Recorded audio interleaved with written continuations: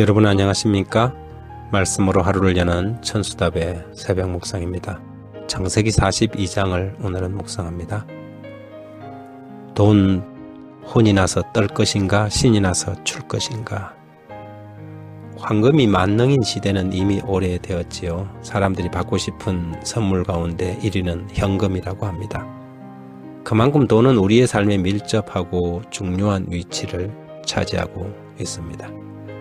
사실 이 세상에서 벌어지는 대부분의 사건 사고의 70%도 돈 때문에 일어나는 사고이지요. 그 외의 20% 정도는 치정과 같은 이성 문제고 나머지 10%가 기타 사건들입니다. 돈이 사람의 정신을 지배하고 사람을 이끌어 나가고 있습니다. 사람이 힘을 가지려는 이유도 거기에 돈이 있기 때문이지요. 그렇다면 돈이 죄입니까? 돈이 악인가요? 그렇지 않습니다. 돈은 우리 생활에 유용하게 쓰일 수 있는 생활의 도구일 뿐이지요. 돈이 무슨 문제이겠습니까? 성경은 이 문제에 대해서 다음과 같이 말합니다. 디모데전서 6장 10절에 돈을 사랑함이 일만하게 뿌리가 되나니 이것을 탐내는 자들은 미혹을 받아 믿음에서 떠나 많은 근심으로 자기를 찔러도다. 돈이 문제가 아니라 돈의 문제입니다. 돈을 사랑함이 문제예요. 이것을 탐내는 마음이 문제이지요. 시편 기자는 62편 10절에 포악을 의지하지 말며 탈취한 것으로 허망하여 지지 말며 재물이 늘어도 거기에 치심치 말지어다. 시편 기자는 거기에 치심치 말라고 조언합니다. 마음이 그쪽으로 치우치면 필시 죄악으로 치닫게 될 것을 염려한 것이지요. 야곱의 자식들이 흉년이 들자 애굽으로 양식을 구하기 위해 내려갔습니다. 그들은 알아보지 못했지만 요셉은 자기 앞에 엎드린 형제들을 금방 알아볼 수 있었습니다. 제법 세월이 흘렀고 요셉의 형제들도 야곱의 슬픔과 고통을 바라보며 그들 자신도 많이 변화되었습니다.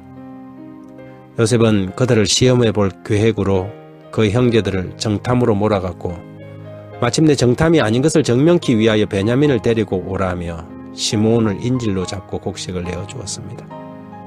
42장 24절과 25절에 요셉이 그들을 떠나가서 울고 다시 돌아와서 그들과 말하다가 그들 중에서 시므온을 끌어내어 그들의 눈앞에서 결박하고 명하여 곡물을 그 그릇에 채우게 하고 각 사람의 돈은 그 자루에 도로 넣게 하고 또 길 양식을 그들에게 주게 하니 그대로 행하였더라.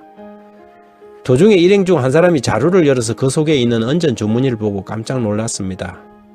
그가 다른 사람에게 그 사실을 알렸고 그들도 놀라서 어쩔 줄 모르고 말하기를 하나님이 어찌하여 우리에게 이 일을 행하셨는고 라고 말했지요.